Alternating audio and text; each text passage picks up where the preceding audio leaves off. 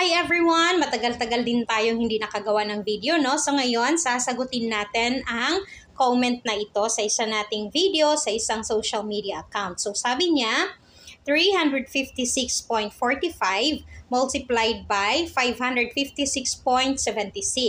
Paano naman po yung ganito? With points siya. With points po siya. So ang ibig niyang sabihin is kung paano mag-multiply ng decimal numbers. Kasi ang tawag natin dito is decimal numbers.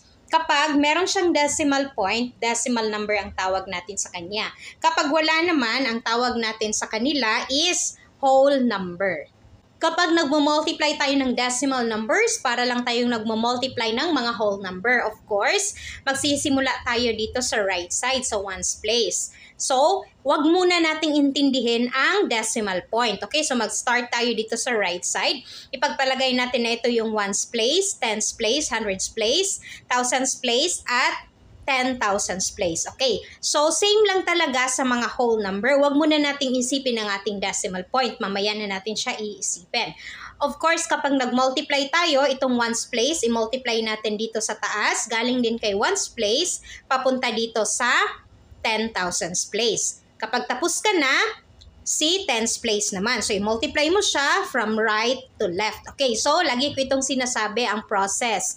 Kasi meron na namang magsasabi na meron namang calculator, bakit pa tayo magpapakahirap? Yes po, merong calculator para sa atin. Pero sa mga bata na nasa eskwelahan, bawal po ang calculator. So, dapat alam talaga nila ang process kung paano i-multiply. Kasi yung mga teachers, sasabihin talaga nila na show your solution. So, paano nipapakita ng mga bata ang kanilang solution kung ang simple steps sa pag-multiply is hindi nila alam?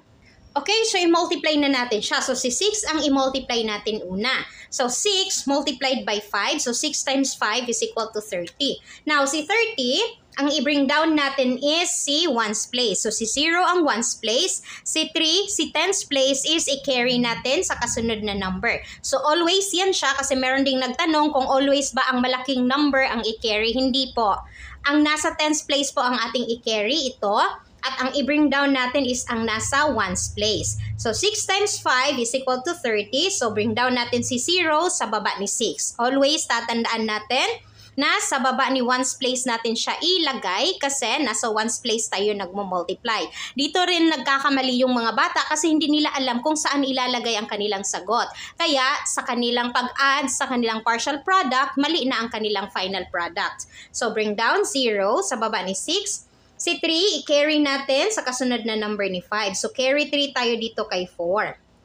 So, tapos na si 5. Punta naman tayo kay 4. So, 6 times 4 is equal to, ang gagawin natin, kapag merong naka-carry, pabayaan mo muna yan siya. I-multiply mo muna si 6 at si 4. Pagkatapos, i-add ang naka-carry. Hindi pwede na i-add mo si 3 at si 4, tapos i-multiply kay 6. Hindi po ganon. I-multiply mo muna si 6 at si 4 bago mo i-add si 3. Okay? Kasi doon din sila nagkakamali. So, 6 times 4 is equal to 24 plus 3 is equal to 27. So, i-multiply muna bago i-add ang naka-carry. So, 27, ang ones place is si 7. So, i-bring down mo si 7.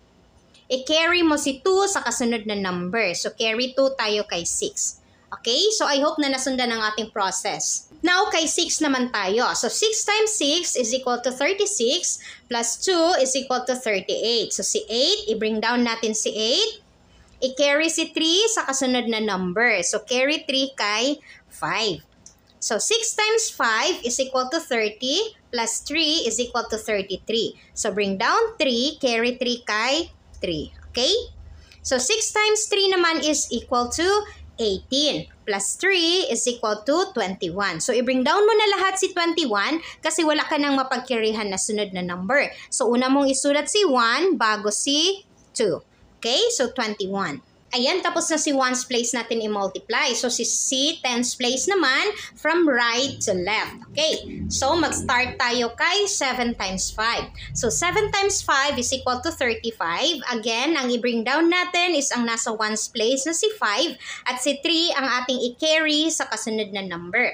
So, i-bring down natin si 5. Saan natin siya ilalagay? Dito ba sa baba ni 6? Hindi. Kasi nasa tens place na tayo nagmo-multiply. So, ang answer natin, i-bring down natin sa baba ni tens place. So, sa tens place na tayo magsulat ng ating sagot. Okay? So, ibaba natin si 5 dito. Napaka-importante po na naka-align sila para pag-add nyo mamaya, hindi kayo malilito at hindi maging mali ang inyong sagot. So again, 7 times 5 is equal to 35. Bring down 5, carry 3 sa kasunod na number. So carry 3 kay 4 dahil si 4 ang kasunod. So 7 times 4 naman. 7 times 4 is equal to 28 plus 3 is equal to 31. So bring down 1, carry 3. Okay? So, ang importante lang talaga is alam mo kung saan ka magsisimula magsulat ng iyong sagot. Kapag ones place ka nagmo-multiply, so ones place ka magsimula. Kapag tens place, sa tens place ka magsimula magsulat ng sagot. Kapag hundreds place, sa hundreds place ka magsimula magsulat ng sagot. Okay? Napaka-importante po yun kasi ang mga bata, ang ginagawa nila, lahat ng sagot nasa ones place sila nagsisimulang magsulat. So, kapag mag-add na sila, mali-mali na yung kanilang sagot. So, 7 times 6 naman tayo. 7 times 6 is equal to 42 plus 3 is equal to 45. Okay? So, bring down 5, carry 4.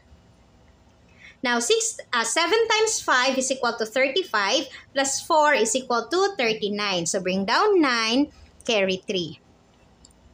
So, 7 times 3 is equal to 21 plus 3 is equal to 24. Okay, so isulat na natin lahat si 24. Of course, unahin ang ones place sa pagsulat bago ang tens place. Okay? Okay, tapos na tayo sa tens place. So, punta tayo sa hundreds place. So, si 6 naman, i-multiply galing sa right, papunta sa left. So, 6 times 5 is equal to 30. So, 30, i-bring down ang ones place na si 0.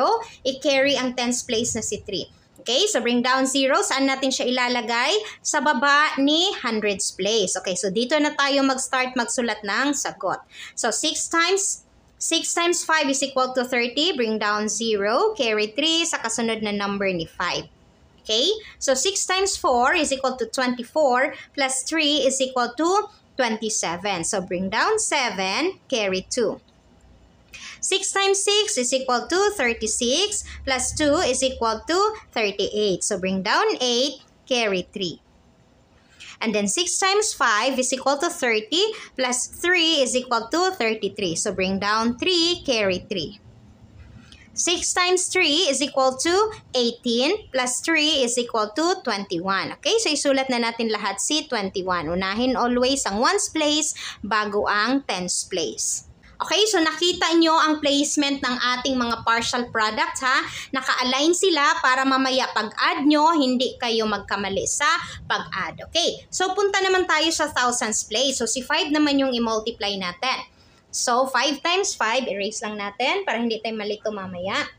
5 times 5 is equal to 25. So bring down 5 dito sa baba ni thousands place na tayo mag-start magsulat ng sagot ha. So, bring down 5, carry 2 kay 4. Kasi si 4 ang kasunod na number ni 5.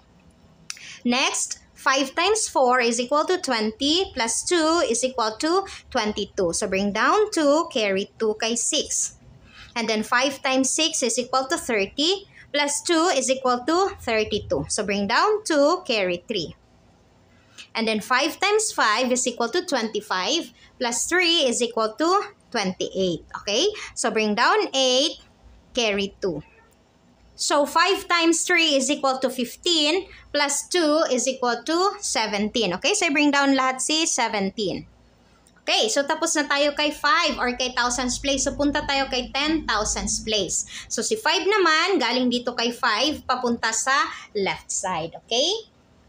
So, 5 times 5 is equal to 25. Now, saan tayo magsusulat? Dito sa baba ni 10,000 place. So, isulat natin si 5 dito. Carry si 2. Okay? So, 5 times 5 is equal to 25. Bring down 5, carry 2. 5 times 4 is equal to 20. Plus 2 is equal to 22. So, bring down 2, carry 2. 5 times 6 is equal to 30. Plus 2 is equal to 32. So, bring down 2, carry 3. 5 times 5 is equal to 25 plus 3 is equal to 28. Bring down 8, carry 2. 5 times 3 is equal to 15 plus 2 is equal to 17. So, i-bring down lahat si 17. Okay, so, ayan. Tapos na tayo nag-multiply. So, nakita nyo na naka-align lahat ang partial product natin para mamaya hindi tayo magkamali sa pag-add ng ating mga sagot. So ngayon, dahil tapos na natin siyang na-multiply, ang gagawin natin is i-add na natin ang ating partial product. Okay, so si 0 wala siyang kasama. So i-bring down lang natin si 0. 7 plus 5 is equal to 12. Bring down 2, carry 1. 1 plus 8 is equal to 9. Plus 1 is equal to 10. So bring down 0, carry 1. 1 plus 3 is equal to 4, plus 5 is equal to 9, plus 7 is equal to 16, plus 5 is equal to 21. So bring down 1, carry 2. So 2 plus 1 is equal to 3, plus 9 is equal to 12, plus 8 is equal to 20, plus 2 is equal to 22, plus 5 is equal to 27. So bring down 7. So nakita nyo, napaka-importante na naka-align sila. Carry 2. So 2 plus 2 is equal to 4, plus 4 is equal to 8, plus 3 is equal to 11, plus 2 is equal to 13, plus 2 is equal to 15. Bring down 5, carry 1. 1 plus 2 is equal to 3, plus 1 is equal to 4, plus 8 is equal to 12, plus 2 is equal to 14. So bring down 4, carry 1. 1 plus 2 is equal to 3, plus 7 is equal to 10, plus 8 is equal to 18. Carry 1. 1 plus 2 is equal to, 1 plus 1 is equal to 2, plus 7 is equal to 9, and then bring down 1. Now, dito ang crucial part. Okay? So, kapag ang minomultiply natin is decimal numbers, ang gagawin natin sa ating final product, okay, so ito na yung final product natin. Ang gagawin natin, i-count natin kung ilang decimal point meron ng ating multiplicand at multiplier. So, ilang decimal point meron sila? 1, 2, 3, 4. Okay, 4. So, ang gagawin natin sa ating sagot, maglagay din tayo ng 4 na decimal point. Okay, so from right, papunta dito sa left. So, 1, 2, 3, 4. So, dito ang ating decimal point. So, ibig sabihin pala, ang sagot natin is, i-transfer lang natin dito. 198,457.10. Okay, so dahil 0 siya, pwede mo nang hindi isali itong 0 or pwede rin ilagay mo siya. Okay, so 1, 2, 3. So ang sagot pala sa 356.45 multiplied by 556.76 is equal to 457 and 102. Okay?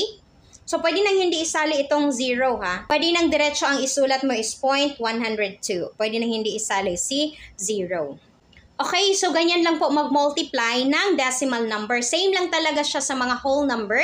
Ang difference niya lang is, pagdating sa iyong final product, dapat alam mo kung ilang decimal point meron ka para maglalagay ka rin ng decimal point sa iyong sagot.